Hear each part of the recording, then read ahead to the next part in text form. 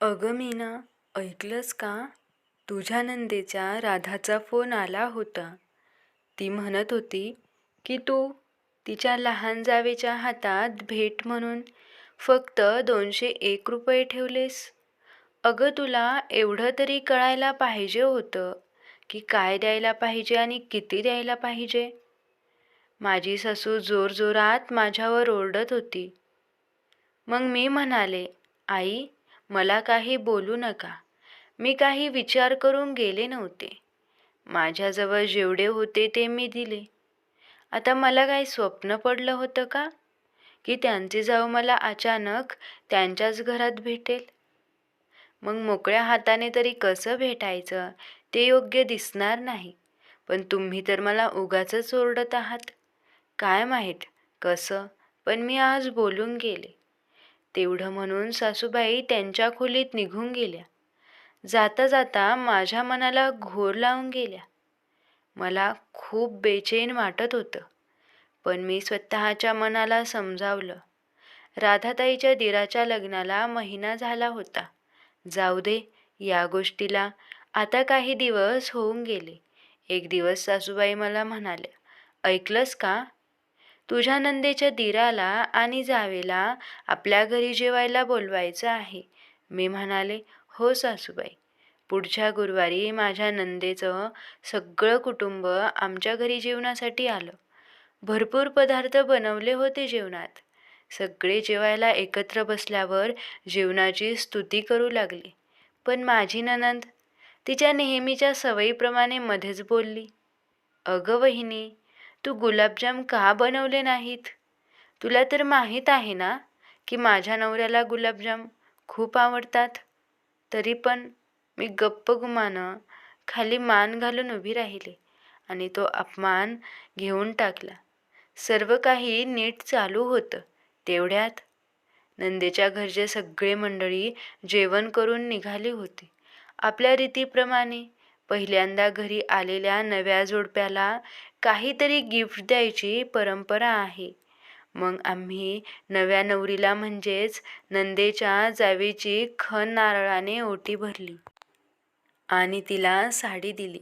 माझ्या नंदेला थोडेच विसरून चालणार होते. तिला पण सेम तशीच साडी दिली. पण माझ्या नंदेच्या स्वभावाप्रमाणे तिने तेच केलं ज्याची मला अपेक्षा होती. तिने दोन्ही साड्या तेथूनच बसून उघडल्या आणि म्हणाली, अरे वा वहिनी, तुम्ही मला गुलाबी रंगाची साडी दिली आणि कविताला लाल रंगाची साडी दिली. असं का? बघ ना, किती फ्रेश कलर आहे कविताच्या साडीचा आणि मला दिलेल्या साडीचा कलर किती डल आहे. काय आई, खरं बोलते ना मी? सासूबाई त्यांचं ऐकून मलाच बोलायला लागल्या. तर दोघींना बरोबरच देणार होतीस तर मग एकच कलरच्या साड्या का आणल्या नाहीत? अगं बाई, सगळी मेहनत वाया गेली माझी. एवढा अपमान. मी मनातल्या मनात विचार करत होते की काय करू, पण त्यावेळेला महत्त्व देत मी माझा अपमान पण मनातल्या मनात दाबून ठेवला. पण माझ्या नवऱ्याला हे सगळं सहन झालं नाही. कारण त्यांना माहीत होतं की त्यांची बहीण मला प्रेमापेक्षा जास्त त्रास देत होती. इकडे त्यांची जाऊ कविता त्यांना म्हणत होती, ताई, लाल रंगाची साडी तुम्हाला ठेवून घ्या. दोन्ही साड्या खूप छान आहेत. मी माझ्यासाठी गुलाबी रंगाची साडी घेते. पण माझ्या नवऱ्याचा रागाचा पारा खूप जास्त चढला होता. त्यांनी मला सगळ्यांसमोर विचारलं की मीना, तू साड्या किती कितीला आणल्या होत्या? मी म्हणालो, अहो, ते मी 2,000ला एक. ते आत खोलीत गेले. आतून 2,000 रुपये घेऊन आले आणि ते पैसे त्यांनी त्यांच्या बहिणीच्या हातात ठेवले आणि म्हणाले, ताई, हे घे पैसे. तुझ्या पैशातून तुला आवडेल ती साडी खरेदी कर.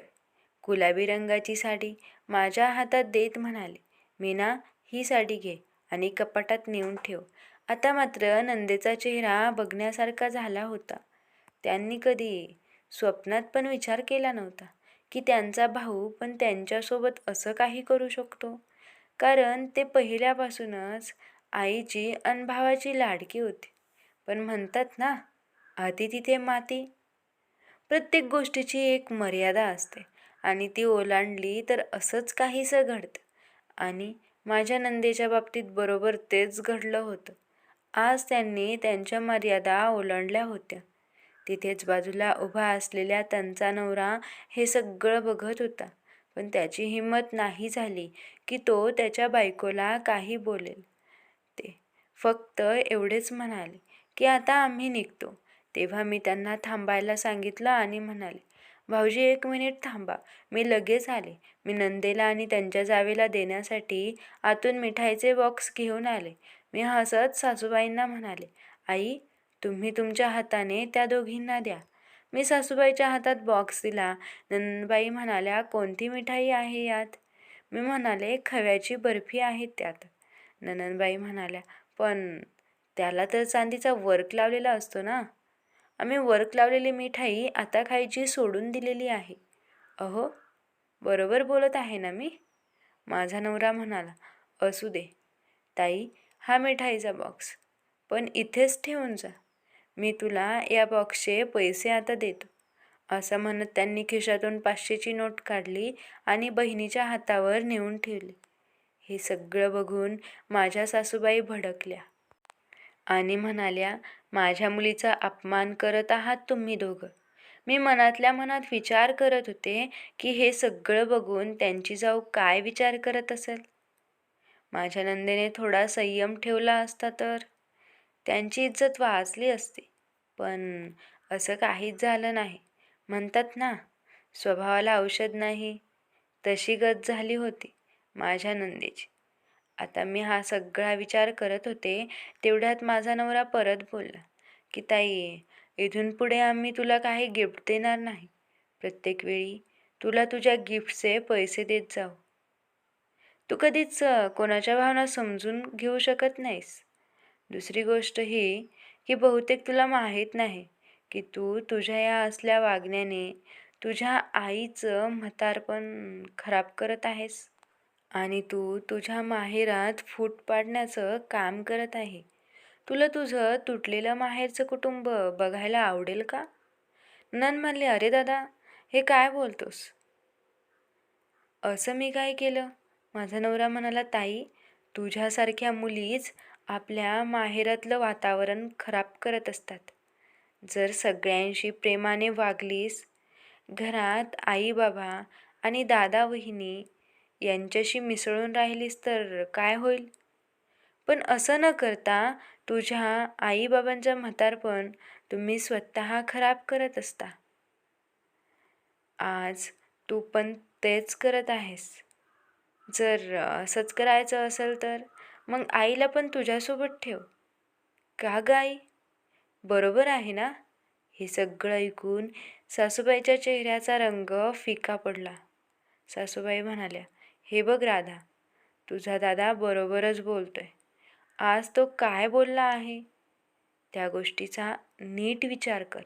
मग राधाताईंनी आमच्या दोघांची माफी मागितली, कारण आज त्या खूप चुकीच्या वागल्या होत्या. त्या म्हणाल्या, मी खूप लाडाने आणि प्रेमाने मला बिघडवलं होतं. मी हे विसरलेच होते की दादा आणि वहिनीला पण त्यांचा मान सन्मान द्यायचा असतो. कारण म्हातारपणी आईला तुम्ही दोघंच तर सांभाळणार आहात. आज त्यांनी केलेल्या चुकीचा त्यांना पश्चाताप झाला होता आणि म्हणूनच त्यांनी कान पकडून आमच्या घरातल्यांसोबतच त्यांच्या घरातल्या लोकांची सुद्धा माफी मागितली. तर मंडळी, तुम्हाला आजची आपली ही छोटीशी कथा आवडली असेल तर व्हिडिओला लाईक करा, शेअर करा आणि अशाच आणखीन नवनवीन कथा बघण्यासाठी स्क्रीनवर दिसणाऱ्या लोगोवर क्लिक करून आपल्या चॅनलला सबस्क्राईब करायला विसरू नका. धन्यवाद.